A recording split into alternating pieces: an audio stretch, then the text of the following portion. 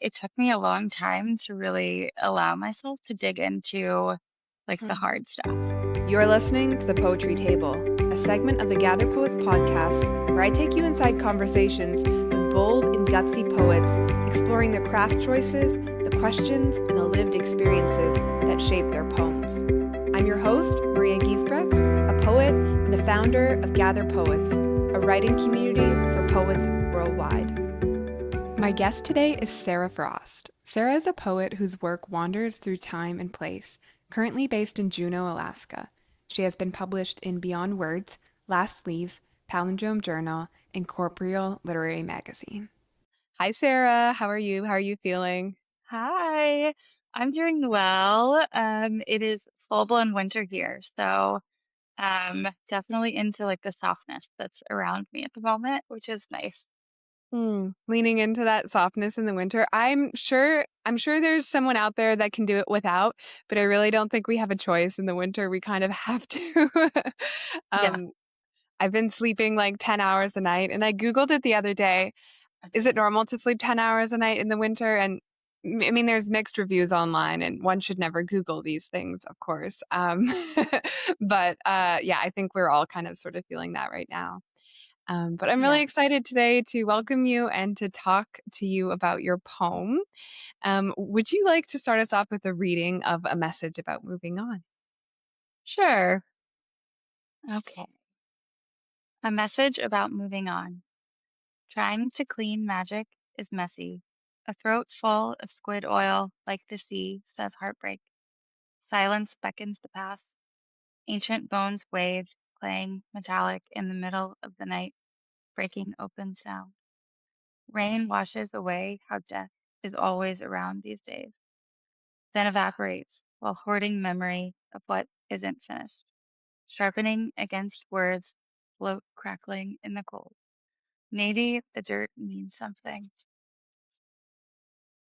Hold secrets. None of us live long enough. Hmm. Thank you so much. Squid oil, like the sea says heartbreak, is one of my favorite things I think I've said in a long time. And I remember when we were chatting at our editorial meeting about this poem, and that was really the line that did it for us. It's absolutely beautiful. It's so mouthy. It's like it's slippery to say out loud. And I just really love when Yeah. a poem does that well. Sarah, what was happening for you in your world and maybe in your psyche when you were writing this poem, if you remember? So I don't know that I can really speak to my psyche, but I can tell you that I have this beach that is a couple of minutes away from where I live, and it's like I live in the mountains, and so it's this beach that overlooks these mountains, and it's often very moody. So I have a lot of moody beach walks. And I can't say that I see a lot of like squids necessarily where I live, but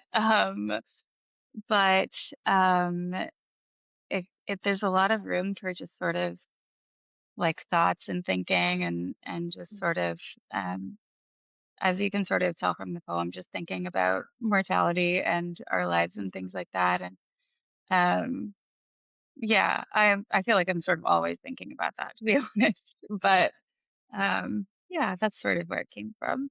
Hmm. Do you find that you do your best thinking or your best like preambling in your mind while you're walking, or like does it happen when you're moving? Yeah, I mean, I don't think I'm one of those people that's necessarily like writing poems while I'm walking. I wish I had that ability, but I definitely am a wanderer. Like I think I am my sort of best self when I'm, walking along a beach or going up a mountain or stuff like that. So I think that there's a lot of clarity in nature and sort of having that time to just, not even have headphones in and to just sort of actually, take a page from Mary Oliver, I suppose, and really listen to what's happening around me. Oh, yeah, it's so beautiful. I think that's something that we can all just like collectively take from Mary Oliver is that ability to let our mind wander. I read a book a long time ago. I say a long time ago, but like maybe a year ago. um, and it was talking about how really the way we have trained our attention spans, it's um, both both a lot of wasting of time of our attention, Mhm. but also like a drive towards efficiency as well, to consistently Mhm. Mhm. be trying to optimize our thoughts. And the writer of the book was arguing towards this idea and the importance of actually letting a mind unspool and sort of have lots of Yeah, time to go in different directions. And I think it's pretty crucial as poets to do that, because I don't think we ever find or seek those new and exciting spaces if we don't let our mind kind of go in that direction and wander. Um, absolutely. Yeah. yeah.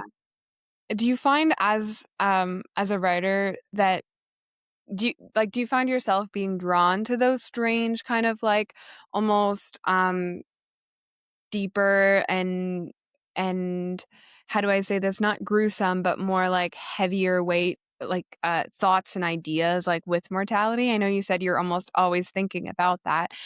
Do you find that it's like when you're writing poetry, that is you processing it, or is it you discovering it?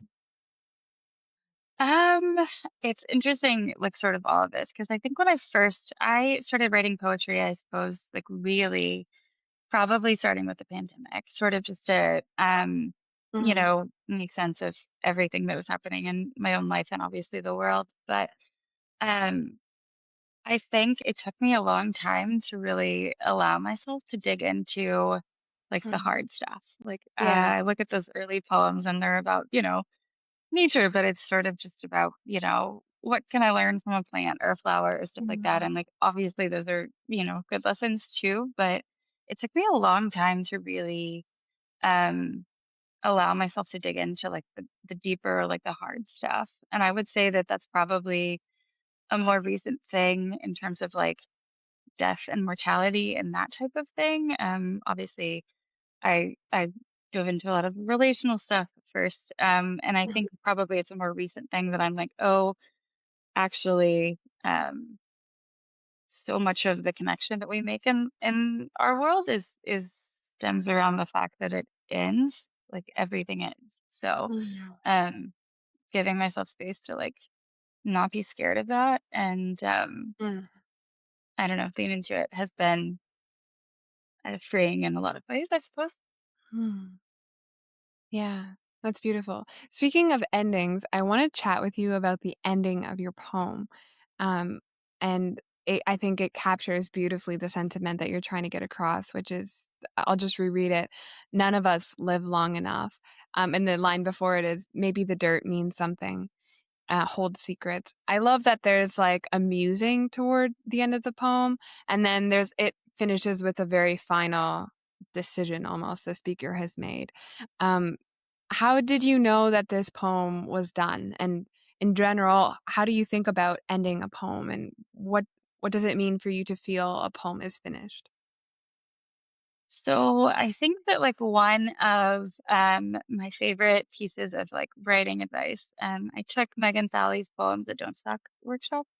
And she talks a lot about how the sort of like more like facts of your poem are like trees. And so I think that um when I get to that point where it feels like there's like a solid set of like trees, in my Mhm. poem, I feel like I've gotten to a point where I'm like, "Oh, I've said something. I've gotten to the thing that I, um, that I meant to say, whether I meant to say it or not." But, Mhm. um, also, I would say, like, one of the really great pieces of advice that, she taught in that workshop was talking about, I believe she calls it, like, swooping or, like, pecking, something along those lines. I wish I remembered the exact, verbiage off the top of my head right now, but, basically, the idea is like writing and editing while you write is like sort of like the pecking. And then swooping is just sort of like letting your mind go and wandering. And I think allowing myself to do that has been the one of the like greatest gifts I've given to my writing is sort of Mhm. just like letting myself just go until I get to a point where I'm like, "Oh, yeah, that's a tree that I, like, meant to get to." And, like, that's my little forest wonder, and I got there, and now I can stop and, like, look around a little bit. So, Mm. yeah. That's so beautiful. Just, like, quite literally have the image of this bird and, they keep swooping and swooping until they find, like, that tree with the thing on it that they want. I don't know, do birds eat berries? I'm thinking about, like, a bird trying to eat a raspberry. Yeah. Yeah, yeah, they Um, do. and at one point, you do have to pick a raspberry to land on and start eating. Yeah. Um but to let yourself do that swooping, that's such a beautiful image, Sarah. Thank you so much for sharing that. I hope everyone listening right now is seeing this image as well. It's so gorgeous in my mind. Um, and you're right, it's a gift to give ourselves permission to sometimes just subconsciously let our mind go somewhere. One of my favorite things to do is to write while I'm listening to another person read poetry. Mhm. And I've Mhm. recently just discovered, we did this in Gather last round. And I've recently just discovered like um, how my brain loves the letting go and the abstractness of just like quite literally writing without thinking. But then there does Mhm. come a point in time where afterwards, you go back in and you find something and then you settle on something and you kind of hold on to it. So, I actually, think that's important to mention because, this poem was from that week of Gather when we listened to, Ocean Vuong read Dear Sarah to bring that is so full it. circle. Oh, That's where this came from, and, I would say, like, this poem, I love it, but it is, sort of a newer like, it's a little more abstract than a lot of the things I write, and when I got to the end and I was like, "Oh, this is it," I was like, "Oh, that really unlocked something that I'd never tried that before, I'd never done that before," and, um, definitely the finished poem that resulted in that, exercise. It was amazing. Like, I thought that was such a cool way to approach something. that's so full circle. I'm grinning. That is so cool, Sarah. Thank you so much for saying that and mentioning that. Yeah. Um, the poem that I wrote during that session was picked up for publication too. It's coming out with the Washington Square Review. So I think that there was. Yay!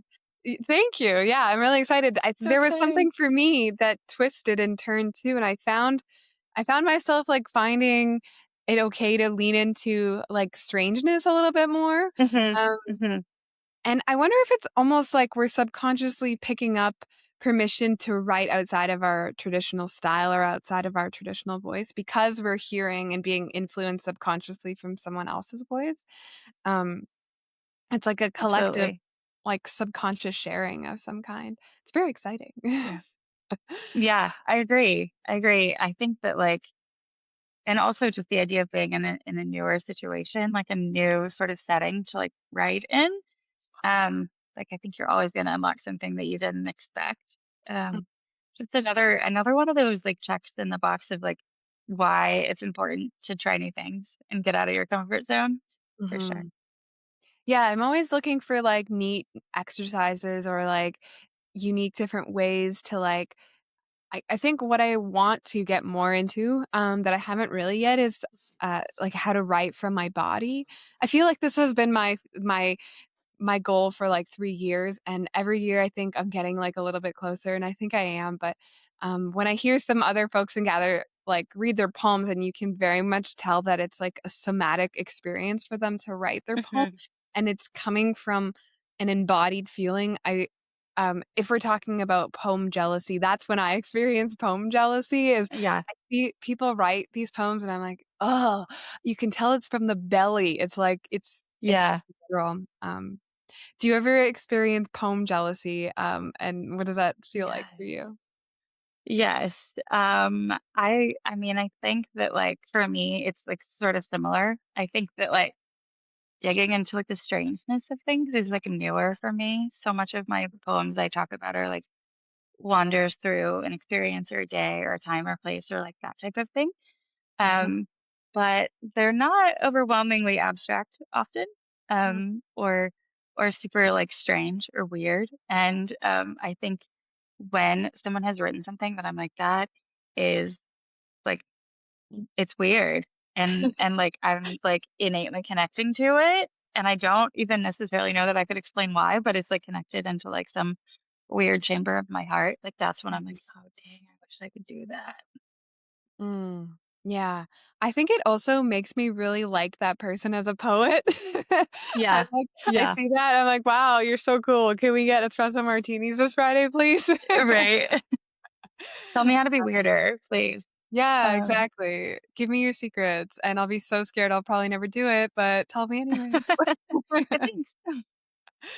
Um, yeah, I've been thinking about my book coming out a little feral, and, I've been thinking about, like, what it means to write feral poems, and I'm like, I haven't come up with any conclusion yet, I don't think so, but that weirdness and that strangeness I wanna really lean into, and I think it really does come from the body in a way, Yeah. um, because when you read a poem like that, it's very much not an intellectual experience to read a poem. It's Yeah. yeah, it comes from the fingertips and the toes and the hair on your arms and all of that good stuff. Yeah. Yeah. I mean, I would say I think that, like, something beautiful in your poetry is that I do think that there's, like I do feel like when I read it, there's this sort of, like, feeling in the pit of my belly when you say certain things, and I'm like, "Oh, yeah, that's, like, in there. It's in there." Like, you tapped into something, that is just, like, I don't know, like you said, feral, just, like, this very, Mm. like, innate human, um, emotion or feeling or that type of thing, and, does make sense that that's the title of your book. Mm. Oh, well, I really appreciate that, Sarah. I think that's probably the feeling that I felt when I read "Squid oil like the sea says heartbreak silence." Ooh. This poem is begging to be read out loud, Sarah, like on a stage somewhere with maybe like some delightful acoustic guitar in the background. I don't know if you have any Oh my friends who play gosh. guitar, but you might have to like collab with them or I something. do. So many of them, actually. Yeah. There you go. Please do it. Yeah. Well, I just want to say thank you so much, Sarah, for hopping onto the podcast and chatting a little bit about your poem. For folks listening, when this podcast is published, Sarah's poem, A Message About Moving On, will be published on Friday on our Substack, as well as a short interview with Sarah. And this podcast, of course, which is the full length podcast, will be on YouTube, Spotify, and Apple Podcasts. But before you head off, Sarah, if folks are interested in reading more of your work or connecting with you online, I should say when they are interested, where is the best place to find you? My Instagram is called From the Notes app. Um, I just am a basic girl who writes my poems in my Notes app, Me too. as one does. So, that's where I'm at. Thank you so much for having me. I really appreciate it, and it's such an honor for you to publish my work, and I'm really grateful. The honor is all mine. And everyone, stay tuned for Sarah's poem coming up. And feel free to connect with her on Instagram at From the Notes app. Thank you for joining us for this episode of the Poetry Table. If you're curious about Gather, feel free to find us on Instagram at Gather Poets, and we look forward to connecting.